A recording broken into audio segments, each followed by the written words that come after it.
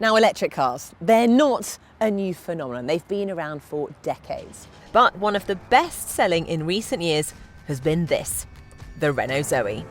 It's been one of the most popular thanks to its very normal driving manners, stylish design and options to buy the battery outright or hire it through a rental scheme. And the ZOE has just been facelifted with very minor tweaks to the interior and the exterior, new trims and colours, but the big news is that you can now go further on electric power. But before I talk to you about that, let me take you around the interior. Now, in here, it looked pretty modern when the ZOE was launched back in 2012, but of course we're in 2018 now, and it's starting to feel, well, just a little bit dated, a bit old. Especially look at this, the 7-inch touchscreen. The graphics do look a bit dated and the functionality is a bit clunky. But all models do come with it and has sat-nav too, which means you can navigate to charging points, which is brilliant. It feels quite well put together in here, even if the plastic does feel a little bit cheap. And the storage, well, it's pretty average. I mean, let's take a look at this. I mean, there is, maybe, no, not a chance. Those crisps are not going to fit in that glove box. And I have a feeling it is going to fail. Yep, unfortunately. Oh, no, it fails the big bottle Carbuyer test. Surprisingly for an electric car, there's quite a bit of choice on offer with the ZOE.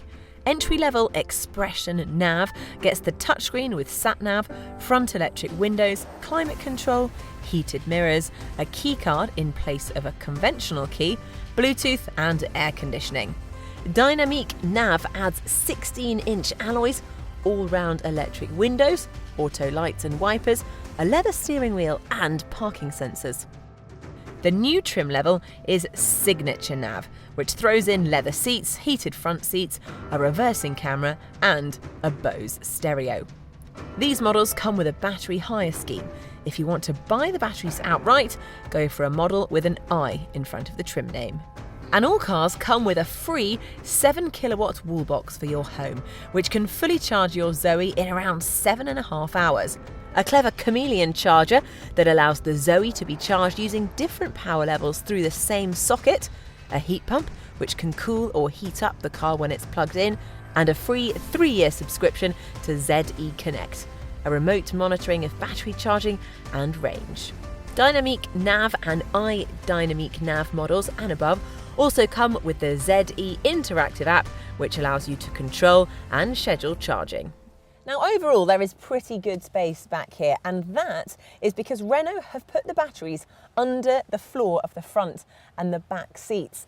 The only slightly downside to this is it means that the floor's raised, which raises your knees. So it means your legs are a bit unsupported. So I can imagine over the course of a long journey, that's probably going to be a little bit uncomfortable.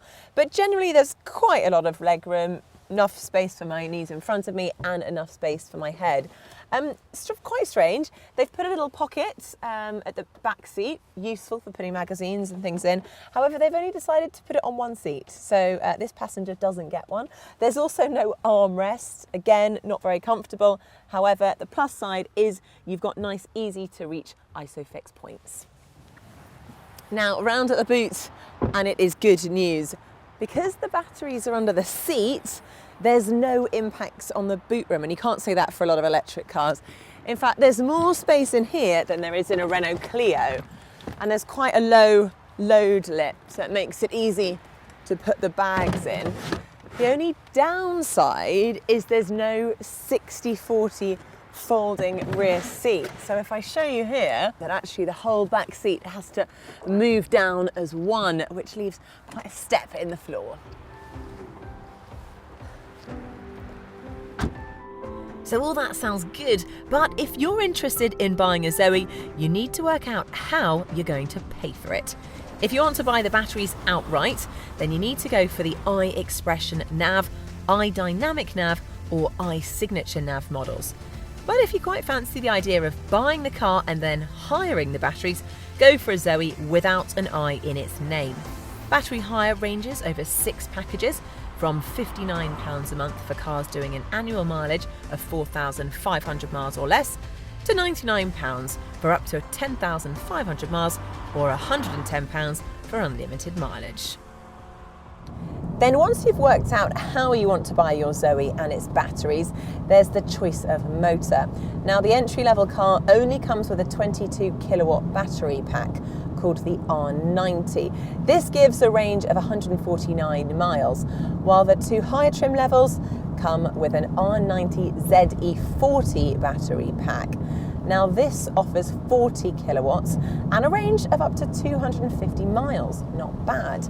For the top spec Zoe, there's also the Q90 ZE40 quick charge version, which can get 80% charge in just 65 minutes if connected to a 43 kilowatt roadside rapid charger. No matter which Zoe you go for, it is worth bearing in mind that you won't ever reach the claimed 149 miles in the R90 or the ZE40's 250 miles. Real-world summer driving will see that drop to 106 and 186 miles respectively, while cold wintry conditions will see that drop even further to 71 and 124 miles respectively. If you've never driven an electric car before, well, first of all, clearly you've never lived, but secondly, you'll be struck by just how quiet it is. And the Zoe is particularly quiet for an electric car, that is around town and when cruising. On the motorway, there is quite a lot of tyre and wind noise, but it's not too bad. The ride's generally quite good.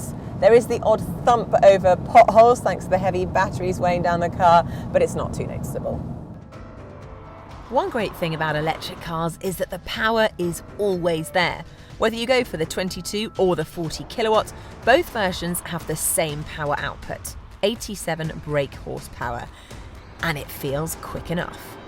The downsides, well, the Zoe is definitely not as involving or as fun to drive as a BMW i3. It's got quite numb steering, and the regenerative braking, which harvests energy and puts power back into the battery, feels very grabby on the Zoe, even for an electric car. So there you have it. The newly updated Zoe is a small but spacious electric car that's comfortable, quiet and relaxing to drive, but not especially thrilling. Choose the right version for your lifestyle and you could do a lot worse in the world of electric cars. If you enjoyed this review, watch our BMW i3 video. For more videos every week, click the Carbuyer logo to subscribe to our channel.